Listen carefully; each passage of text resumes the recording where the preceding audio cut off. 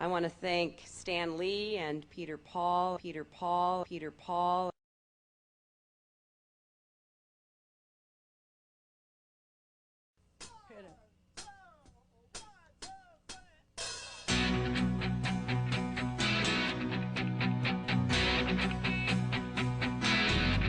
I could turn back time, if I could find a way, I'd take back those words that It was an extraordinary array of the leadership of the Democratic Party and A-list Hollywood. We'd like to dedicate this to Mrs. Clinton tonight. God bless. someday, when my life has passed me by, I lay around and wonder why you were always there for me. I'm a guy who's dealt with superheroes most of my life. Spider-Man, Spider-Man, does whatever a spider can.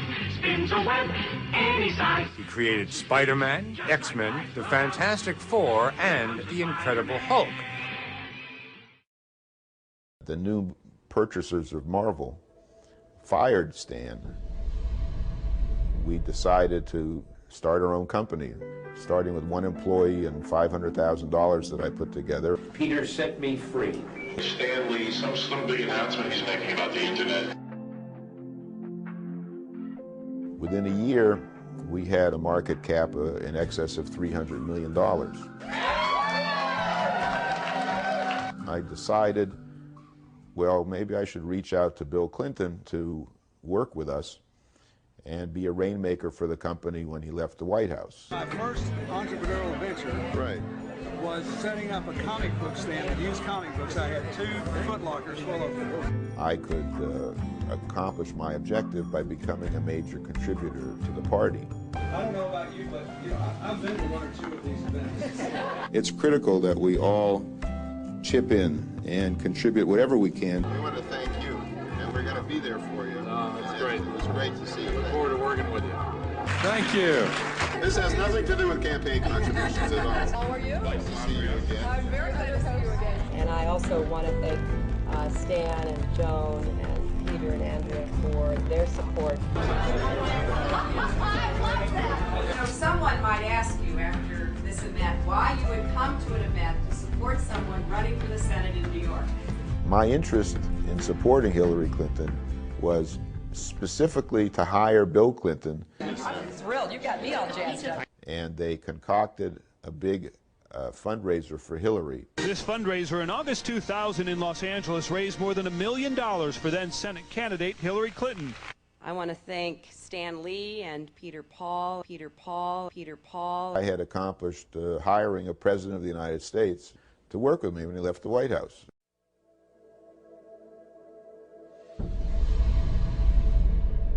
The Washington Post published the first article of Peter Paul having a felony record from 2 decades previous. And that I didn't contribute any money to her campaign, and she vowed she wouldn't take any money from me. And her representatives, in making these false allegations, were lying on her behalf. The Clintons now had to pretend that they did not even know who Peter Paul was. Did you recall Mr. Paul? Do you recall working with him at all? A few days later, on August 18th, they each sent me handwritten letters which professed our undying friendship, their undying gratitude. A week after that, I got some signed photographs from the White House, from Bill, from the event. A full 2 weeks from the original story in which Hillary vowed never to take money from me, her finance director faxed me a request for $100,000. My reaction to that was, well, why would I send any more money when you vowed not to take any more money from me? This appears that it was planned all along that they were going to deceive Peter Paul, steal his Japanese business partner, and do damage to his company. Tendo Oto had promised to infuse Stan Lee Media with $5 million in November of 2000. Bill Clinton's business partner, Jim Levin, had flown to Japan, stolen Tendo Oto as a business partner, made his own agreement. And what he had effectively done was convince Oddo, instead of working with the president with me and my company, that he could work directly with the president with Levin. So that began to trigger a meltdown of the stock. The company collapsed as a result. I discovered that in the filings that Hillary's campaign filed with the FEC, they had entirely omitted any reference to any of my contributions. The Clintons took $2 million from me and hid it. Now, what we're looking at here is the largest election law fraud in the history of the United States. And he told the feds that the Clinton campaign lied about it. Everything. And I delivered a demand letter to Hillary Clinton. We had filed the civil suit against the Clintons, which detailed all the money that I'd spent with copies of checks and invoices. And then I discovered that I was being investigated in connection with the misuse of my brokerage accounts. I was suddenly detained by Interpol in Brazil for extradition. They moved me to a remote part of this jail, which was called the Corridor of Death, in which 16 inmates had been immolated. They would be chanting, "Burn the gringo." My family wasn't able to hear from me at all. They didn't know what was happening. And I never knew from one day to the next if he was alive or dead. The Clintons were able to have the original civil suit thrown out on the basis of that I was a fugitive at the time. Hillary's skill has been in seeing to it that obvious crimes didn't reach the level of being placed in front of a jury. Because if they ever had, she might have been baking cookies in the same place that Martha Stewart did.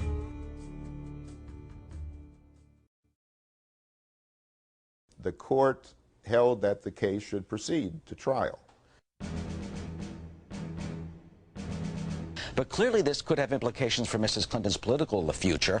Sure, this could have serious implications not just for her 2006 re-election campaign, but for 2008, where she's the front runner for the presidential nod. The chief of public integrity finally indicted David Rosen. The finance director for Hillary Rodham Clinton's Senate campaign is in trouble with the law. The feds charging David Rosen with intentionally understating contributions for a Hollywood fundraising gala. Hillary Clinton's former chief fundraiser under fire for allegations of lying about the cost of a fundraiser put together on her behalf. The judge that officiated over the Rosen trial was appointed by the Clintons.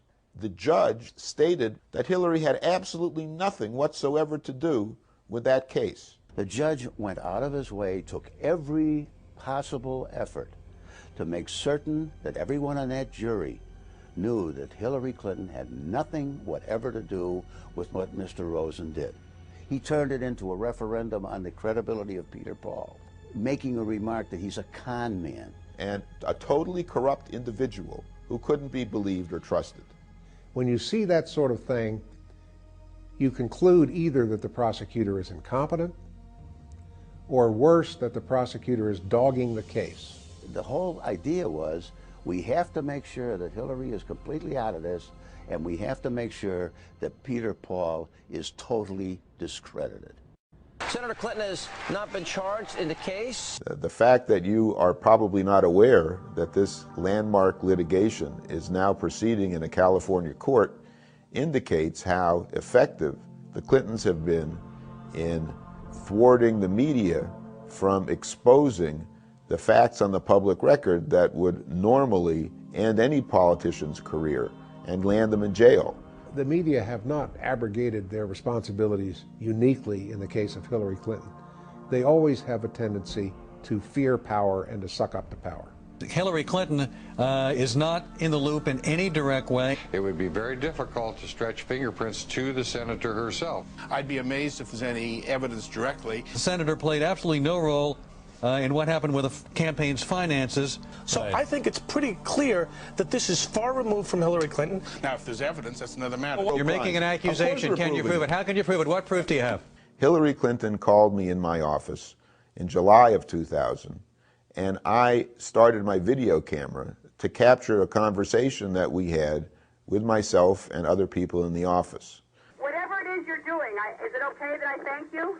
I think it's tremendous. No, you know what? We're having a good time trying to help out. Well, I'm very appreciative. It sounds fabulous. I got a full report from Kelly today when she got back and told me everything that you're doing, and it just sounds like it's going to be a great event. But I just wanted to call and personally thank all of you. I'm glad you were all together so that I could tell you how much this means to me, and it's going to mean a lot to the president, too. This 5-minute videotape.